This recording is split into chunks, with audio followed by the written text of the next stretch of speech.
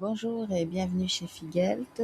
Aujourd'hui, je te propose de tester tes connaissances sur le programme d'histoire en vue de l'épreuve d'histoire-géographie EMC du brevet des collèges.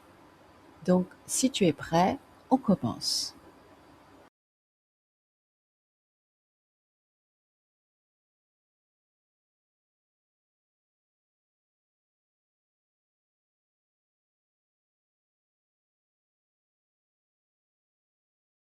Donc, la bonne réponse, c'était bien évidemment le 3 août 1914. Donc, ne confondez pas. Le 28 juin, c'est l'assassinat de l'archiduc François Ferdinand, qui va être en fait l'élément déclencheur de la guerre. Mais le 3 août, c'est l'entrée en guerre contre l'Allemagne par la France et la Grande-Bretagne.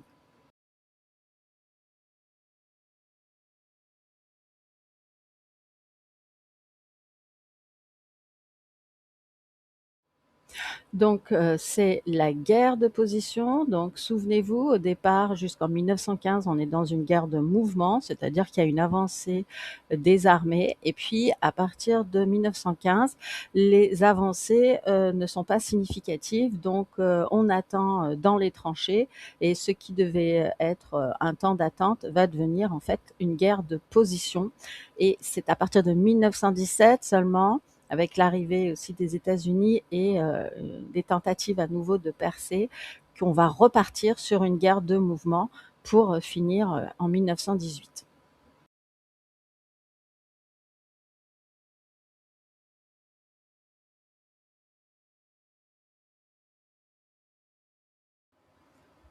Le traité de Versailles, signé le 28 juin 1919, va mettre officiellement fin à la Première Guerre mondiale et va organiser la paix en imposant de lourdes sanctions à l'Allemagne.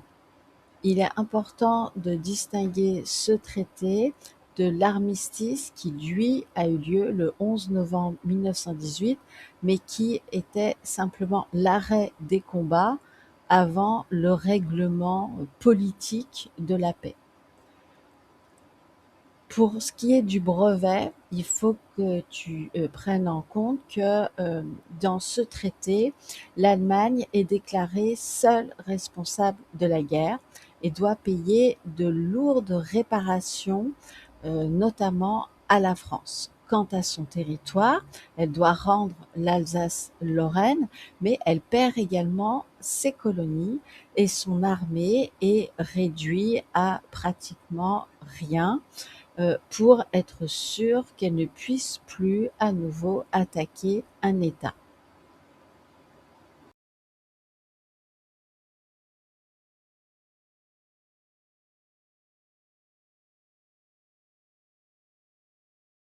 Donc, la bonne réponse était le traité de paix jugé humiliant et imposé sans négociation, hein. Donc, ce traité de Versailles, on a vu, il met fin à la Première Guerre mondiale en 1919, mais les Allemands vont l'appeler Diktat. Alors, Diktat, c'est un surnom, en fait, c'est un mot allemand qui signifie chose imposée, et ça va être utilisé par les Allemands pour dénoncer le fait qu'ils n'ont pas pu négocier les termes du traité. En fait, ils ont été contraints d'accepter des conditions très très dures qui leur sont imposées, mais sans aucune discussion.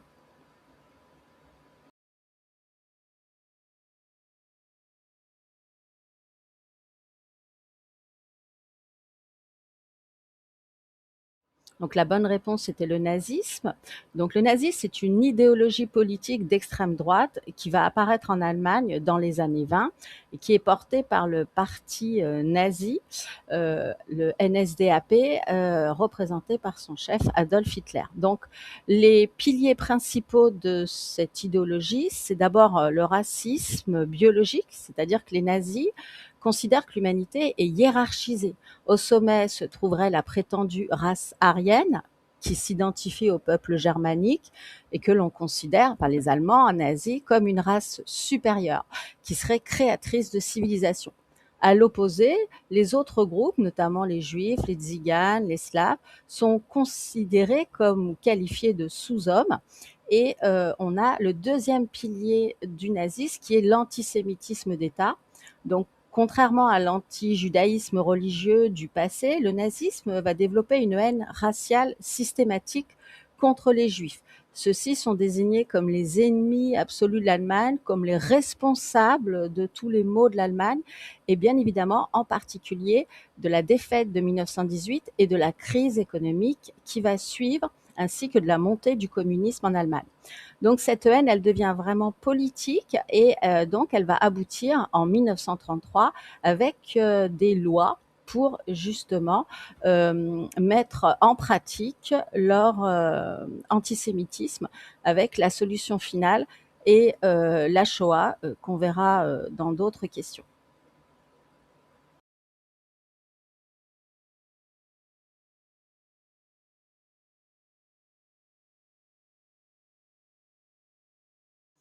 Donc c'est Adolf Hitler. Donc c'est une nomination légale, mais il faut savoir qu'en fait, Hitler n'a pas gagné les élections puisqu'il n'a pas obtenu la majorité absolue. Et en fait, ce sont les conservateurs qui ont fait pression sur le président Édimbourg pour le nommer chancelier, sachant qu'Édimbourg était pas vraiment chaud, il n'aimait pas Adolf Hitler, mais les conservateurs lui ont dit que il faudrait nommer Adolf Hitler parce que justement ces derniers pensaient pouvoir le contrôler et l'utiliser pour stabiliser le pays à leur avantage.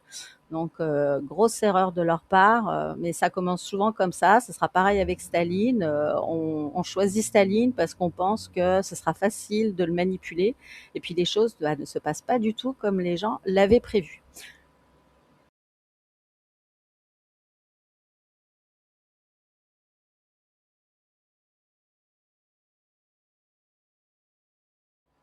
Donc, on est en janvier 42 lors de la conférence de Wannsee en Allemagne et c'est à partir de là qu'on va exposer le programme d'extermination des Juifs aux dirigeants du Troisième Reich. Alors, elle est convoquée, cette conférence, le 20 janvier 1942 pour deux raisons principales.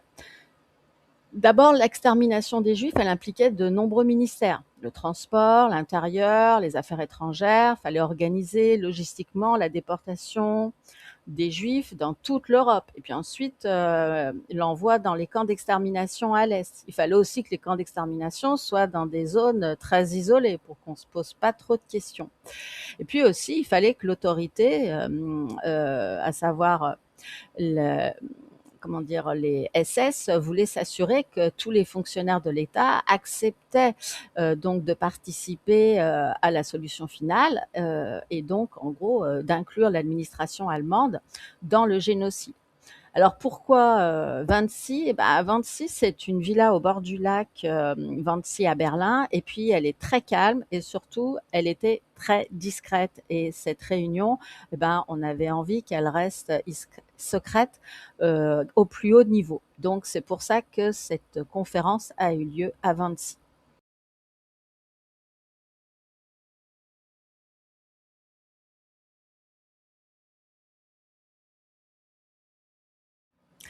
Donc c'est Auschwitz, la bonne réponse. Donc situé en Pologne occupée, Auschwitz n'est pas un camp unique en fait, c'est vraiment un complexe de trois grands camps.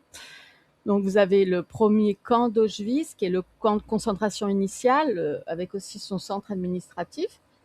Après, vous avez Auschwitz de Birkenau, qui est le principal camp d'extermination avec les crématoires et les chambres à gaz pour l'assassinat des Juifs et des Tziganes qui arrivaient par train. Et puis enfin, Auschwitz III Monowitz, qui est un camp de travail forcé pour l'industrie chimique, l'industrie IG Farben, puisqu'il ne faut pas oublier que les entreprises et industries allemandes ont été justement pour l'utilisation des juifs qui leur coûtait absolument rien et c'était une main d'œuvre qui pouvait faire les tâches les plus basses et les plus dangereuses et de toute façon il n'y avait aucun risque pour eux et surtout que des avantages puisqu'on n'avait pas à les payer. Donc il faut savoir que le camp d'Auschwitz, c'est celui où il y a eu le plus de victimes. On est sur plus d'1 million de personnes, dont 900 000 juifs.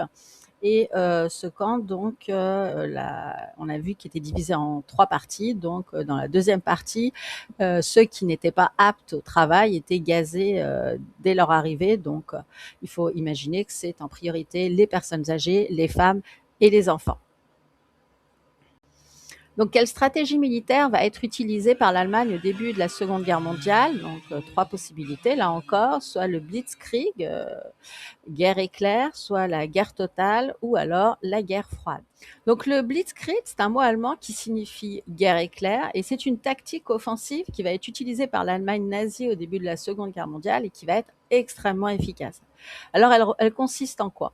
En fait, c'est une attaque simultanée et coordonnée entre les divisions blindées, les Panzer, la Luftwaffe, qui est l'aviation allemande, et ça se fait également par surprise, hein, avec l'attaque de la Pologne en 1939 et puis aussi la France en 1940. Et à partir de cela, en fait, le front ennemi est rompu de manière extrêmement rapide et très vite, là, après, les soldats allemands peuvent s'organiser et rentrer sur le territoire.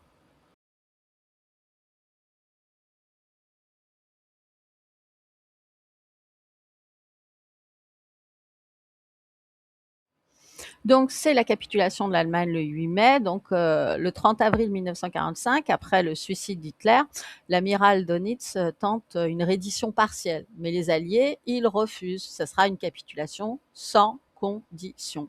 Signature donc de l'acte le 8 mai 1945 à Berlin. Alors, les signataires, donc on a le maréchal Keitel qui représente l'Allemagne et qui va être entouré des alliés, URSS, États-Unis, Royaume-Uni, et la France. La France, donc, de Gaulle. Cette capitulation, donc sans condition, elle permet de faire cesser les combats immédiatement et ça met fin quand même à près de 6 ans de guerre. Les conséquences immédiates pour l'Allemagne, c'est la fin du Troisième Reich, qui va être désormais occupé et divisé en 4 zones d'occupation par les vainqueurs, à savoir les États-Unis, l'URSS de Staline, l'Angleterre représentée par Winston Churchill et la France du général de Gaulle. Le 8 mai, c'est célébré aujourd'hui comme le jour de victoire dans les pays alliés. Tous, c'est aussi un jour de deuil parce que les pertes humaines et les horreurs des camps de concentration vont aussi apparaître à partir de ce moment, puisqu'on va pouvoir découvrir tout ce qui s'est passé de l'autre côté. Par contre, n'oubliez pas que la guerre, elle se poursuit dans le Pacifique, notamment les Américains contre le Japon. Elle ne terminera qu'en août 1945.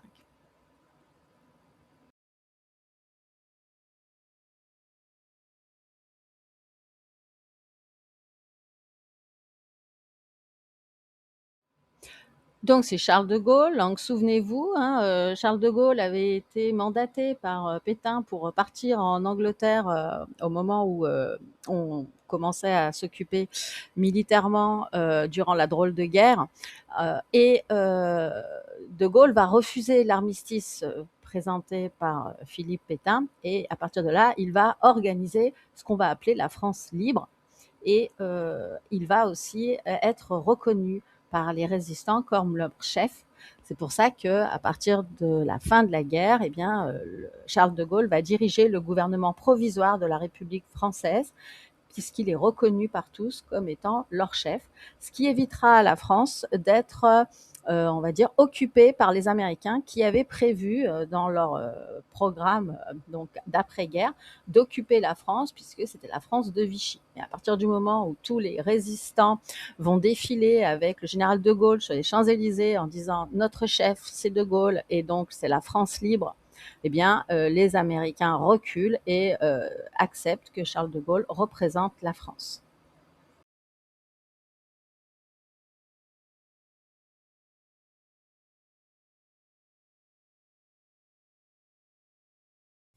Donc, fondée officiellement le 24 octobre 1945 à San Francisco, l'Organisation des Nations Unies va succéder à la Société des Nations, la SDN, qui avait échoué à empêcher la Seconde Guerre mondiale. Cette organisation va rassembler 50 États fondateurs qui ont pour but de préserver les générations futures du fléau qu'est la guerre. Et pour ce faire, elles vont rédiger la Charte des Nations Unies. Donc c'est un texte qui est fondamental parce qu'il va définir les buts de cette organisation. Premièrement, maintenir la paix et la sécurité internationale. et aussi développer les relations amicales entre les nations pour promouvoir le progrès social. Ce Conseil de sécurité, c'est l'organe principal qui va être chargé de maintenir la paix dans le monde. 15 membres la composent et parmi ces 15, 5 sont permanents. Et les 5 membres permanents sont les vainqueurs de la Seconde Guerre mondiale, à savoir les États-Unis, l'URSS qui par la suite, après la chute, deviendra la Russie, le Royaume-Uni, la France et la Chine. Ces 5 membres permanents disposent d'un droit de veto, c'est-à-dire que même si tous les autres membres sont d'accord, si l'un des 5 met son veto à une résolution, cette dernière ne peut aboutir.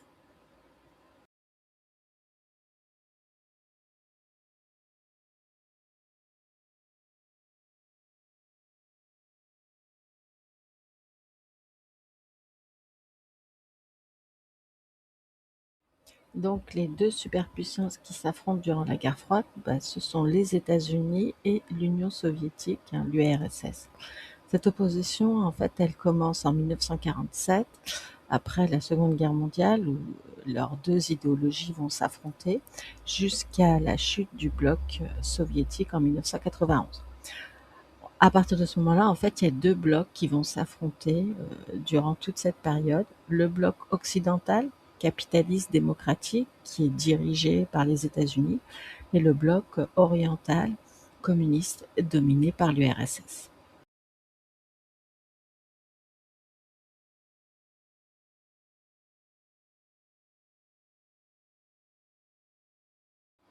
Donc le mur érigé en 1961 qui va symboliser la division entre les 2 blocs sont les États-Unis et l'URSS, c'est bien évidemment le mur de Berlin.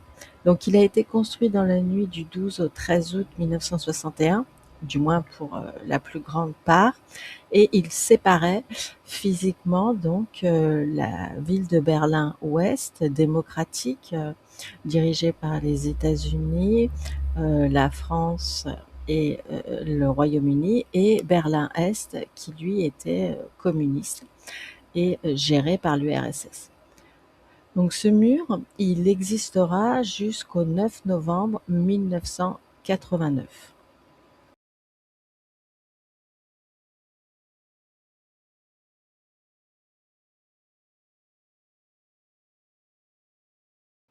Donc l'acronyme OTAN en français signifie Organisation du traité de l'Atlantique Nord. Donc, vous pouvez également le trouver en anglais sous la forme NATO, puisque donc ce sera l'acronyme utilisé par les anglo-saxons. Cette organisation va être créée en 1949. Donc c'est une alliance militaire et politique. Elle est dirigée par les États-Unis et elle va rassembler l'essentiel des pays du bloc occidental durant la guerre froide. Son principe fondamental est basé sur la défense collective. Cela veut dire que si un État qui fait partie de l'OTAN est attaqué, les autres membres donc doivent lui porter secours. L'OTAN est en fait l'opposé du pacte de Varsovie qui, lui, est une alliance des pays de l'Est dirigée par l'URSS durant la guerre froide. À la différence du pacte de Varsovie qui disparaîtra avec la chute de l'URSS, l'OTAN, lui, est toujours en activité.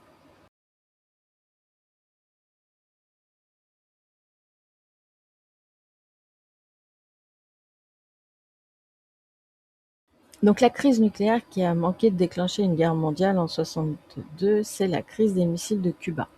Donc effectivement, elle va opposer les États-Unis, dirigés à l'époque par le jeune président John Fitzgerald Kennedy, à l'Union soviétique, dirigée par le successeur de Staline, Nikita Khrouchtchev. Donc à propos de l'installation des missiles nucléaires soviétiques à Cuba, ces derniers étaient désormais à une distance proche des côtes américaines, ce qui veut dire que la portée des missiles pouvait atterrir sur le sol américain.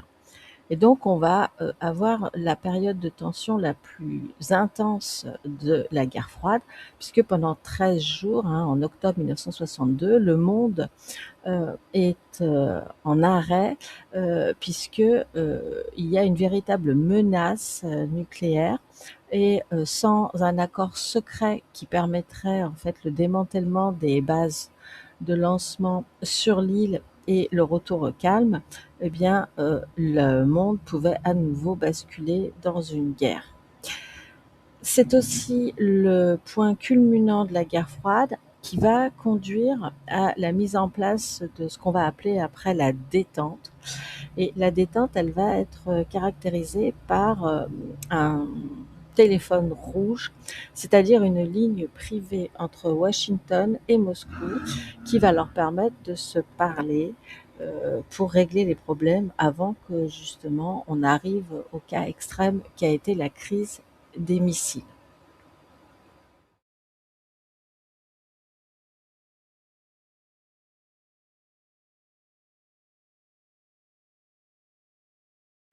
Donc le mur de Berlin tombe le 9 novembre 1989. Donc c'est un événement majeur puisque symboliquement cela marque la fin de la guerre froide et de la division de l'Europe en deux blocs.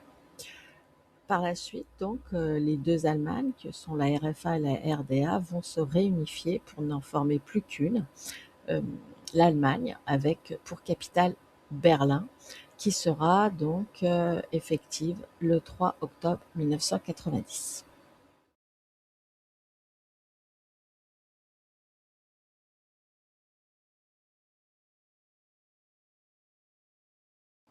Donc la dissolution officielle de l'URSS donc a lieu le 26 décembre 1991.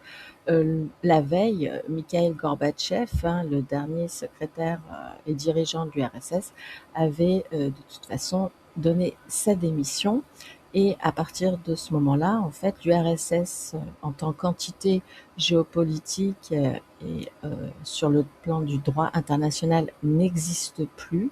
Et c'est désormais la création de la Communauté des États indépendants, la CEI, qui va la remplacer.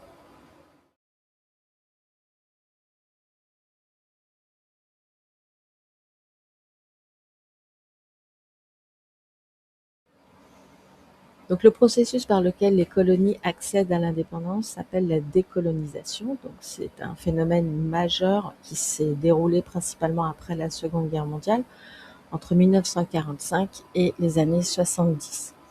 Donc ces empires coloniaux européens, essentiellement britanniques et français, vont disparaître et donner naissance à de nouveaux États en Asie et en Afrique. Le processus de décolonisation a pu se passer parfois pacifiquement, mais a souvent donné lieu à des guerres d'indépendance, comme ce fut le cas pour l'Algérie ou le Vietnam.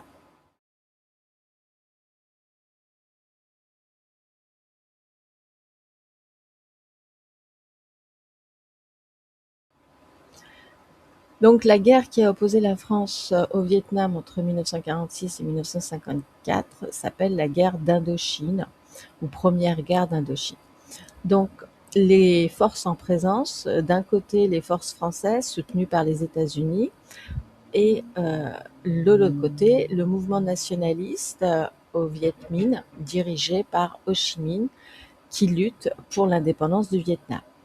La guerre va se terminer par la défaite française avec la bataille décisive de Dien Bien Phu en mai 54 et va conduire aux accords de Genève et à la fin de la présence française en Indochine.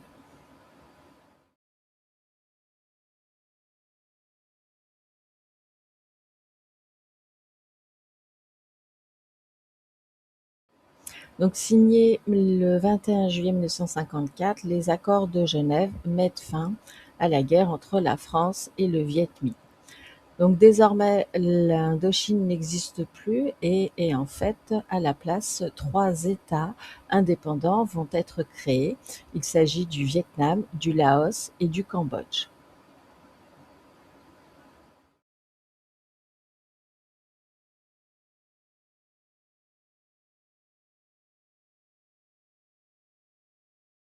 Donc l'Algérie devient indépendante en 1962, plus précisément le 3 juillet 1962, suite aux accords d'Évian signés préalablement en mars de la même année, qui ont mis fin à la guerre d'Algérie qui avait commencé en 1954.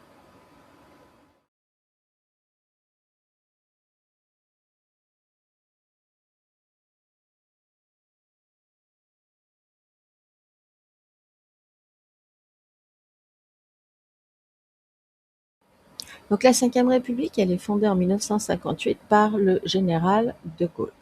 Donc ce dernier va être rappelé au pouvoir en mai 58 dans un contexte de crise lié à la guerre d'Algérie. Et pour ce faire, il va décider de créer une nouvelle constitution et de la faire adopter par référendum, ce qui aura lieu le 4 octobre 1958 et qui va permettre de renforcer considérablement les pouvoirs du président de la République.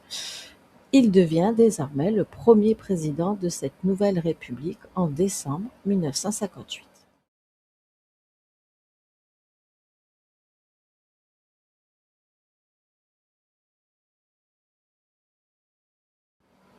Donc, l'événement majeur qui a lieu en mai 68, c'est une crise à la fois sociale, politique et culturelle qui débute au départ par un mouvement d'étudiants à l'université de la Sorbonne à Paris et qui très vite va s'étendre sur l'ensemble du pays avec la plus grande grève générale que l'histoire de France a connue.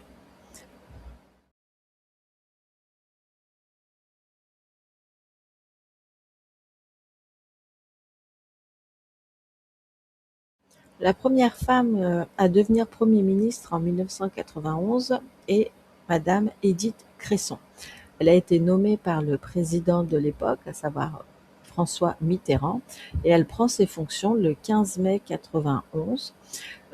Sa nomination durera moins d'un an, mais c'est une première dans l'histoire de France d'avoir une femme Premier ministre.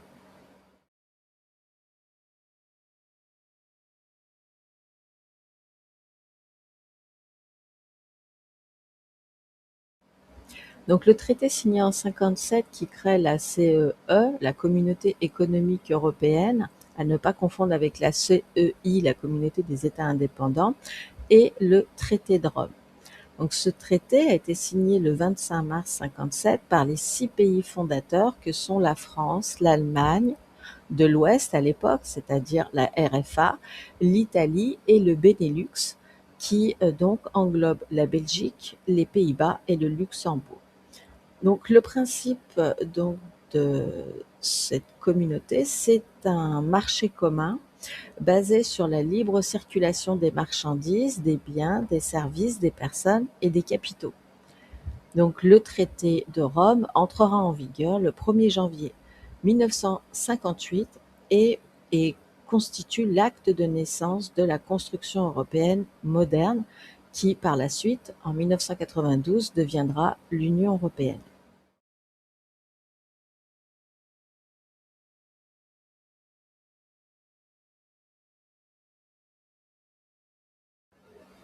Donc la monnaie unique qui va être mise en circulation à partir de 2002 s'appelle l'euro.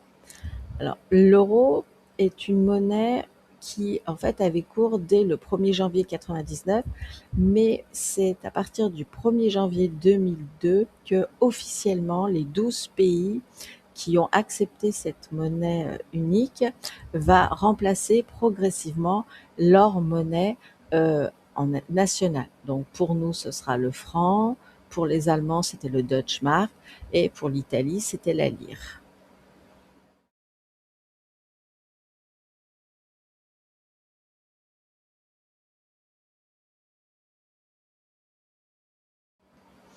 Donc en 2004, l'Union européenne va compter désormais 25 pays membres. Donc il faut savoir que c'est l'élargissement le plus important puisque d'un coup, on intègre 15 États membres, hein, le 1er mai 2004. 10 nouveaux pays ont rejoint l'Union: Chypre, l'Estonie, la Hongrie, la Lettonie, la Lituanie, l'île de Malte, la Pologne, la République tchèque, la Slovaquie et la Slovénie. ce qui porte désormais à 25 États les membres de l'Union européenne. Alors pourquoi cet élargissement aussi important? Eh bien, pour une grande partie, les États qui vont rejoindre l'Union européenne sont des anciens États qui appartenaient à l'Union des républiques socialistes soviétiques et qui, après la chute du rideau de fer, vont être réunifiés sur le continent européen et intégrer l'Union européenne.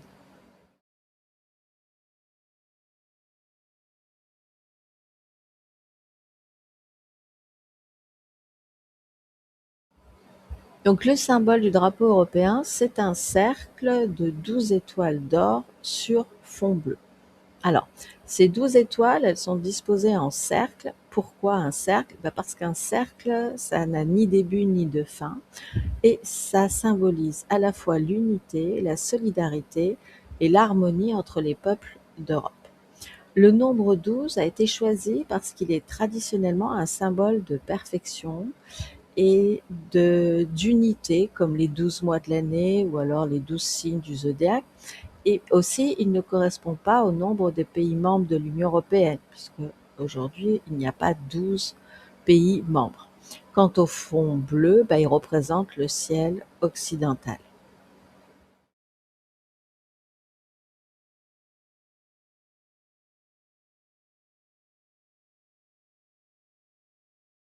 Donc, le président de la République française élu en 2017 et ensuite réélu en 2022 est Emmanuel Macron. Alors, Emmanuel Macron a fondé au départ un mouvement appelé En Marche, et il a remporté la première élection le 7 mai 2017 face à Marine Le Pen, puis a été réélu pour un second mandat le 24 avril 2022, toujours face à la même candidate. Il est le 8e président de la 5e République.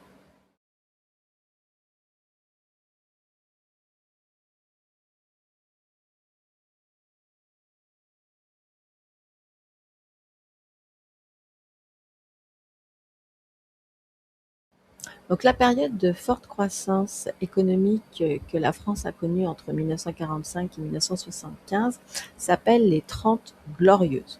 Donc ce terme décrit les 30 années de prospérité exceptionnelle, hein, puisqu'on est autour de 5% donc au niveau du PIB, et de plein emploi, de modernisation que va connaître la France ainsi que de nombreux pays occidentaux après la Seconde Guerre mondiale, puisqu'il fallait tout reconstruire. Donc, ça cesse cette période de 30 glorieuses à partir du premier choc pétrolier de 1973, et à partir de là, en fait, on va plutôt parler par la suite pour les 30 années suivantes, de 73 à 2000, les 30 piteuses.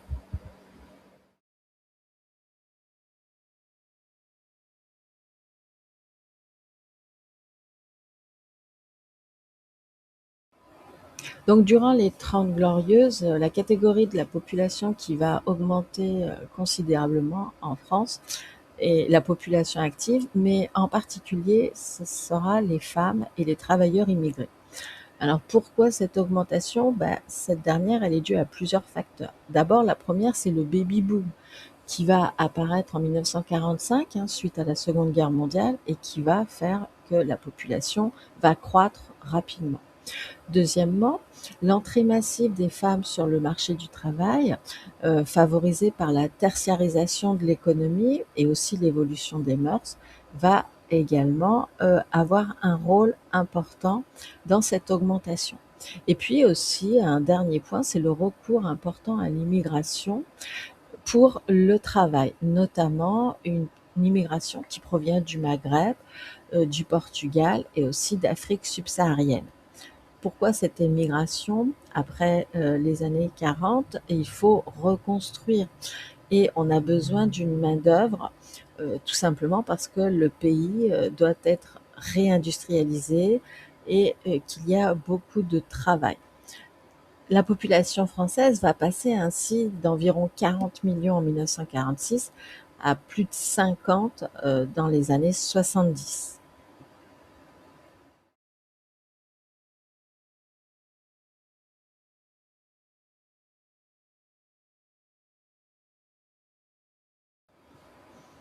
Alors, le droit accordé aux femmes en France en 1944, mais qui sera en fait effectif en 1945 lors des élections, bah, c'est le droit de vote et aussi le droit d'être éligible. Alors, qu'est-ce que ça veut dire? Bah, ça veut dire que à partir de 1944, le général de Gaulle a signé une ordonnance qui, lorsqu'il gouvernait le GPRF, le gouvernement provisoire de la République française, permettait désormais aux femmes, pour la première fois, de voter lors des élections municipales du 29 avril 1945.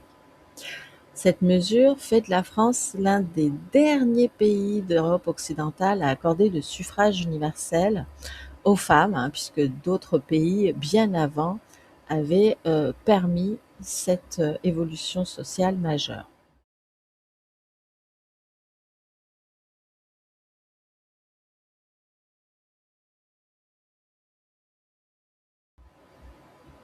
Alors la loi de 1975 va légaliser l'interruption volontaire de grossesse, hein, sous l'acronyme que vous connaissez peut-être IVG, et c'est aussi en France la loi Veil.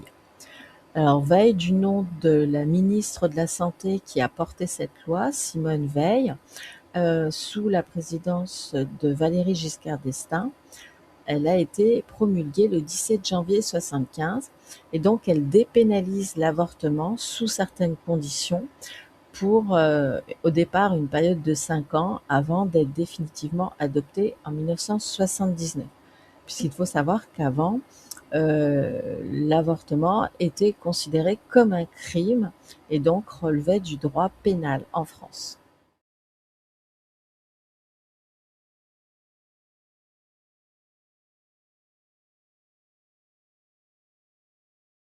Donc l'événement majeur qui va marquer la fin de la guerre froide en Europe de l'Est en 1989 est la chute du mur de Berlin le 9 novembre 1989. Cet événement symbolise l'effondrement du bloc communiste surnommé par Winston Churchill le rideau de fer. Donc ça fait suite à une vague de révolutions pacifiques, comme ce fut le cas en Pologne et en Hongrie, et cela va précéder la réunification de l'Allemagne en 1990 et la dissolution du RSS un an plus tard, en 1991. Désormais, on ne parle plus d'un monde bipolaire en Europe, avec la toute-puissance des États-Unis d'Amérique.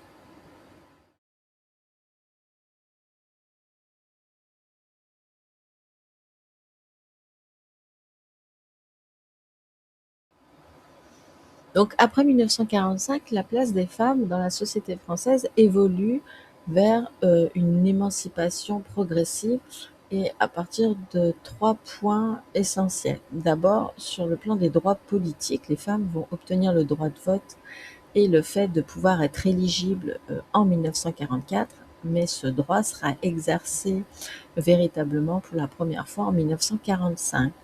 Elles deviennent désormais des citoyennes à part entière. Sur le plan professionnel, maintenant, leur taux d'activité va augmenter fortement grâce au développement du secteur tertiaire et bien souvent, elles restent confrontées malgré tout à des inégalités salariales qui vont perdurer. Et puis la troisième est celle des libertés personnelles, puisque depuis les années 60 et en particulier 75, avec les lois Norwich de 67 sur la pilule et la loi Veil 1975 sur l'IVG, les femmes peuvent désormais maîtriser leur corps et la maternité, les poussant donc à avoir des enfants plus tard et pour rentrer sur le marché du travail, ce qui n'était pas le cas avant.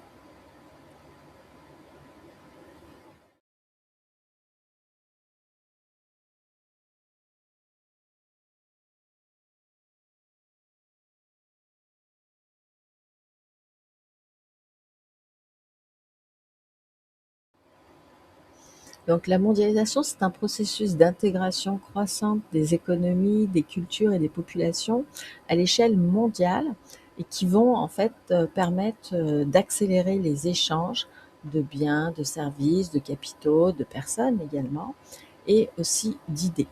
Donc ce phénomène de mondialisation, il repose sur plusieurs points. D'abord, la libéralisation des échanges grâce à la baisse, voire à la suppression des barrières douanières, à la révolution des transports avec les avions, les ports conteneurs et puis aussi internet et les télécommunications.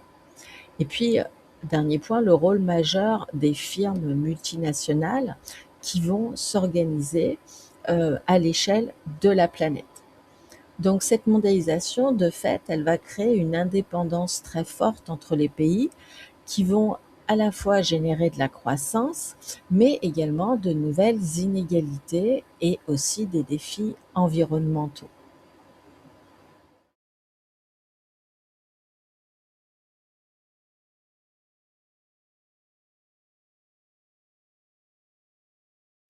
Donc l'OMC, l'Organisation mondiale du commerce, que vous pouvez aussi connaître sous le terme anglais WTO pour World Trade Organization, a été créée le 1er janvier 1995 avec les accords de Marrakech qui vont succéder au GATT, qui était en fait un accord sur les tarifs douaniers. Donc le rôle principal de l'OMC, en fait, c'est de libéraliser les échanges commerciaux tout en fixant des règles de commerce international. En fait, l'OMC, si vous voulez, c'est un arbitre qui va gérer les litiges entre les pays membres, notamment si c'est un cas d'augmentation des tarifs douaniers ou autre. Et elle est basée en Suisse, à Genève.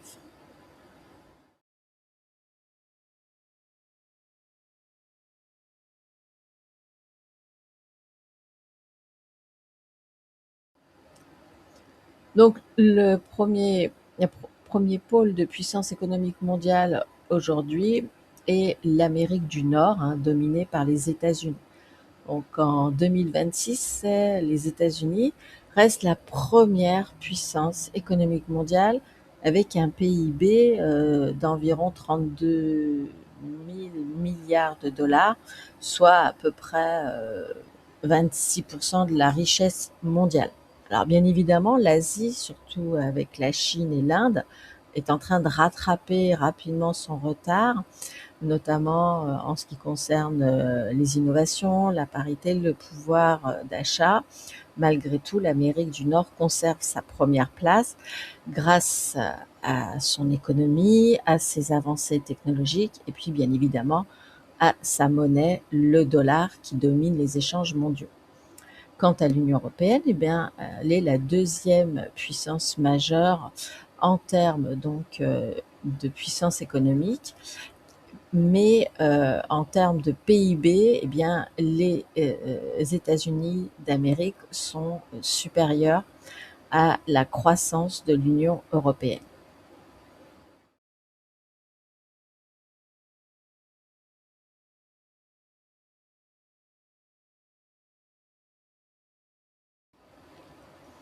Alors les défis de la mondialisation au XXIe siècle, ils sont, on va dire, de toutes sortes, mais le plus important, c'est la gestion des inégalités et la lutte contre le changement climatique.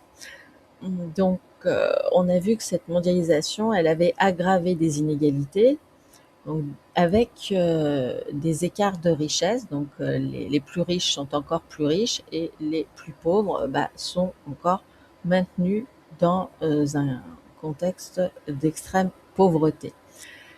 Il y a une disproportion des échanges entre des États qui vont être dans la mondialisation, puis d'autres qui vont être marginalisés, soit volontairement, hein, comme le cas de la Corée, soit involontairement, simplement parce qu'ils sont loin de ces axes de transport et de marchandises.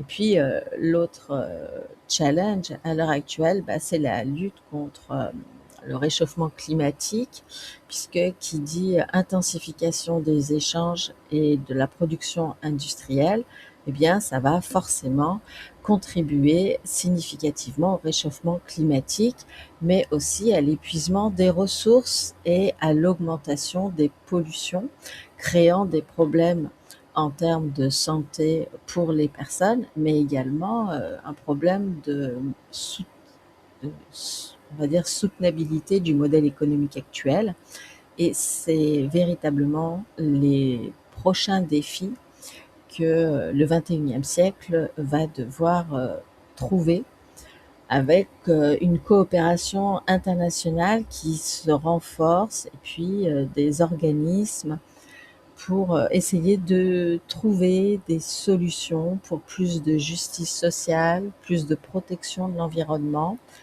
avec la possibilité pour que tous les États puissent à la fois prospérer tout en préservant la planète. Donc un grand défi qui s'offre encore à nous à l'heure actuelle.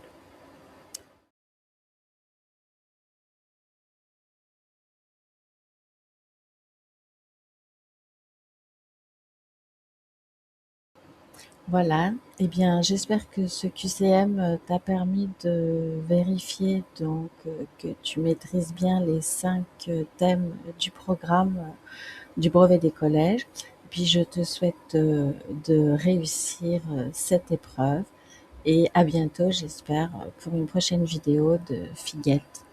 Merci, au revoir.